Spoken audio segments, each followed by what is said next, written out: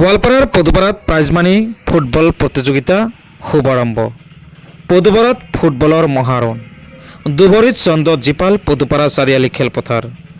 পদুপাৰা শিমলাবাৰী যুৱকসকলৰ উদ্যোগত অনুষ্ঠিত দিবানৈশ prize money football প্ৰতিযোগিতা। গোৱালপাৰা জিলাৰ পদুপাৰাত পদুপাৰা শিমলাবাৰী যুৱকসকলৰ উদ্যোগত আজিৰে পৰা আৰম্ভ হৈছে এই প্ৰাইজমানী ফুটবল প্ৰতিযোগিতা। উদ্বোধনী খেলত অংশগ্ৰহণ খাগ্ৰা মোৱামৰী ফুটবল দল আৰু ধনুভাঙা ফুটবল দলৰ।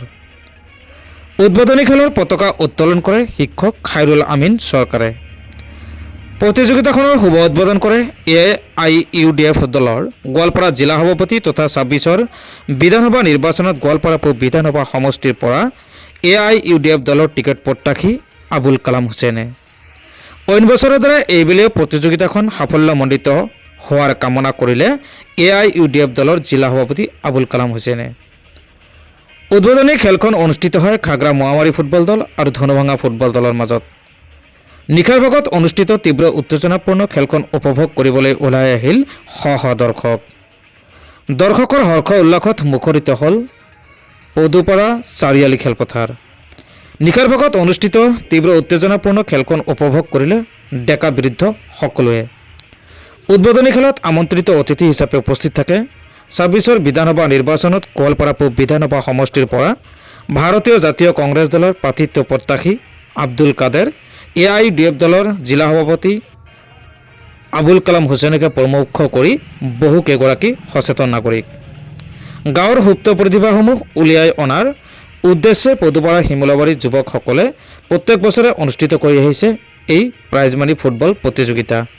ক্ৰীড়া অনুৰাগী ৰাখা অসমৰ গাঁৱে ভূঞে চহৰে নগৰে প্ৰাণ পাই উঠক ফুটবলে। এনে প্ৰতিযোগিতাৰ আচলত ধৰি আন্তঃৰাষ্ট্ৰীয়মুখী হওক অসমৰ ফুটবলাৰসকল। পদুপাৰাৰ পৰা মিৰ ইছৰাফৰ ৰিপৰ্ট পি লাইভ।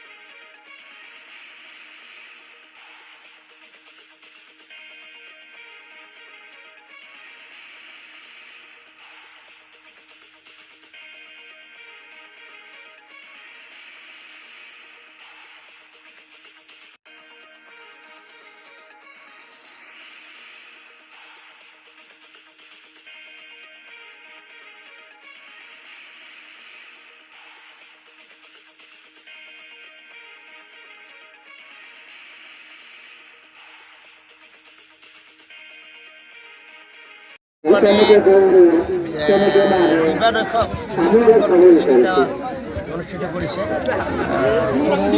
ৰাইজ তথা আহ্বায়ক কমিটিক ধন্যবাদ জ্ঞাপন কৰিছোঁ। খেলত উপস্থিত হৈ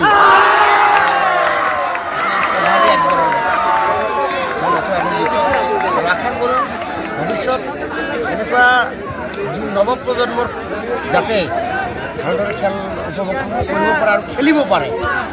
আজি এনেকুৱা ভাল লাগিছে গাঁৱলীয়া অঞ্চলত ৰাতি খেল উপভোগ কৰিছে। বহু ৰাইজে ৰাতি খেল চাবলৈ আহি অপেক্ষা কৰি খেল চাবৰ কাৰণত উপস্থিত হৈছে।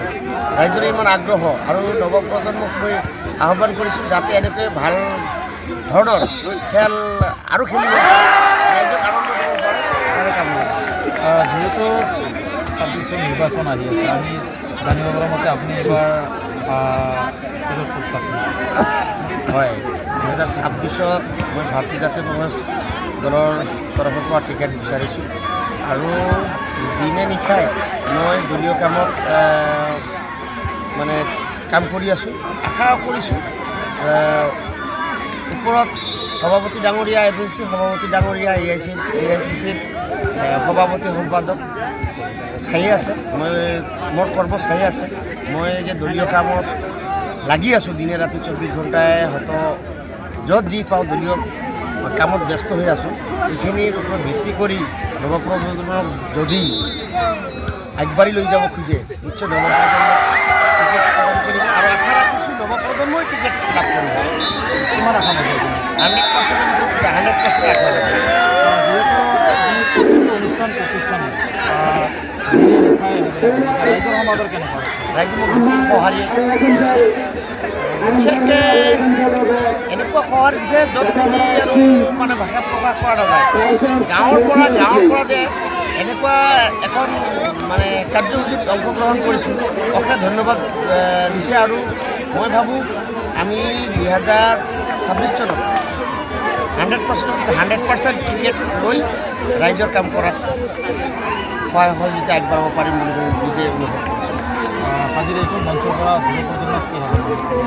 এনেকুৱা নৱপ্ৰজন্মৰ যি মঞ্চ আজি চালোঁ, দেখা পালোঁ, মই অশেষ ধন্যবাদ দিছোঁ আৰু আশা ৰাখিছোঁ এই নৱপ্ৰজন্মই শিক্ষাৰ লগত জড়িত হৈ আগবাঢ়ি যাওক আৰু এনেকুৱা খেল আৰু উন্নত হওক, তাৰে কামনা কৰিছোঁ। আজি যি পদুপাৰা চিমলাবাৰী যি যুৱকসকলৰ যৌথ সহযোগত যি খেল অনুষ্ঠিত হৈছে, আপুনি ইয়াত খেল উদ্বোধন কৰিলে, কি ক'ব? খেলখন চাই যথেষ্ট ভাল লাগিছে আৰু যিটো অঞ্চলত খেল আজি অনুষ্ঠিত হৈছে, এই অঞ্চলত যিটো অৰ্থনৈতিক অৱস্থা আমি চাইছোঁ, সেইটোৱে আটাইতকৈ বেয়া লাগিছিল। কিন্তু তাৰ পিছতো যে আমাৰ এই উদীয়মান যুৱকসকলে আজি খেলখন সঠিকভাৱে পৰিচালনা কৰি ৰাইজক খেলখনৰ প্ৰতি আকৰ্ষিত কৰিছে, তাৰ কাৰণে মই তেখেতসকলক ধন্যবাদ জনাইছোঁ আৰু সঁচাকৈ গৌৰৱান্বিত হৈছোঁ। এইখন মঞ্চৰ পৰা খেলপ্ৰেমী খেলুৱৈসকলক উঠি অহা প্ৰজন্মক কি আহ্বান জনাব? মই এইটোৱে আহ্বান জনাম যে খেল আজিৰ দিনত আচলতে খেল হৈ থকা নাই, সি এটা মানে শিক্ষাৰে অংগ হৈছে। যিসকল ব্যক্তিয়ে আজি ভাল খেল পৰিদৰ্শন কৰিব পাৰিছে, তেখেতসকলে এজন চৰকাৰী চাকৰিয়ালতকৈ যথেষ্ট উন্নত মানৰ অৰ্থনৈতিকভাৱে উন্নত লাভ কৰিছে। যিহেতু এটা ৰাজনৈতিক ক্ষেত্ৰত প্ৰশ্ন সুধিম আপোনাক, যিহেতু আপুনি বিভিন্ন ঠাইত আমি দেখিবলৈ পাইছোঁ, বিভিন্ন ঠাইৰ অনুষ্ঠান প্ৰতিষ্ঠানবিলাকৰ লগত আপুনি ওতঃপ্ৰোতভাৱে জড়িত হৈ আছে। এই ক্ষেত্ৰত কিবা ভাবিছে নেকি ৰাজনৈতিক ক্ষেত্ৰত? ধৰক 2026 যিটো বিধানসভা নিৰ্বাচন আহি আছে, এই নিৰ্বাচনটোত যদি আমাৰ দলৰ দলপতি তথা আমাৰ কেন্দ্ৰীয় কমিটিয়ে মোক প্ৰাৰ্থীৰূপে প্ৰক্ষেপ কৰে, তেতিয়াহ'লে নিশ্চয় মই অহা বিধানসভা নিৰ্বাচনত মই প্ৰতিদ্বন্দ্বিতা কৰিম।